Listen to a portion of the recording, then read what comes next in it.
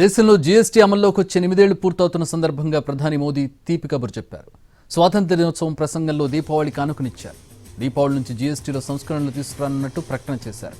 ప్రధాని ప్రసంగాన్ని ఉటంకిస్తూ ఆర్థిక మంత్రిత్వ శాఖ ఎక్స్లో ఒక పోస్ట్ చేసింది. ఇందులో జీఎస్టీలో తీసుకురావాలనుకుంటున్న సంస్కరణలను ప్రస్తావించారు.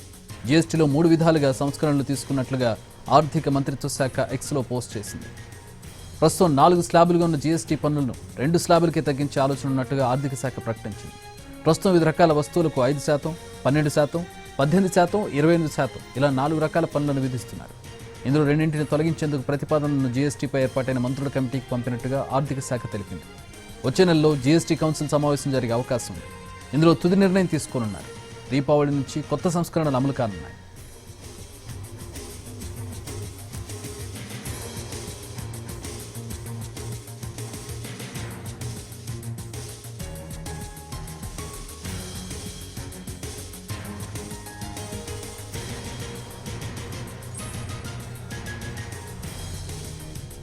స్వాతంత్ర్య దినోత్సవం ప్రసంగంలో దీపావళి కానుకను ప్రకటించారు మోదీ. దీపావళి నుంచి జీఎస్టీలో సంస్కరణలు తీసుకురానున్నట్టుగా ప్రకటన చేశారు. జీఎస్టీ ప్రారంభమై 8 ఏళ్లు పూర్తయిన సందర్భంగా ఈ సంస్కరణలు చేయబోతున్నారు. ఆర్థిక మంత్రిత్వ శాఖ ఎక్స్లో ఒక పోస్ట్ కూడా పెట్టింది. ఇందులో జీఎస్టీలో తీసుకురావాలనుకుంటున్న సంస్కరణలను ప్రస్తావించారు. జీఎస్టీలో 3 విధాలుగా సంస్కరణలు తీసుకొస్తున్నట్టుగా ఆర్థిక మంత్రిత్వ శాఖ పోస్ట్ చేసింది.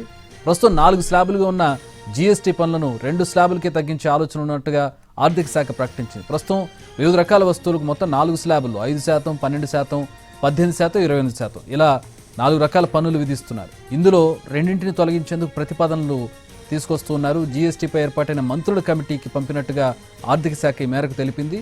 వచ్చే నెలలో జీఎస్టీ కౌన్సిల్ సమావేశం జరిగే అవకాశం ఉంది. ఇందులో తుది నిర్ణయం తీసుకోనున్నారు. దీపావళి నుంచి కొత్త సంస్కరణలు అమలు కాబోతున్నాయి.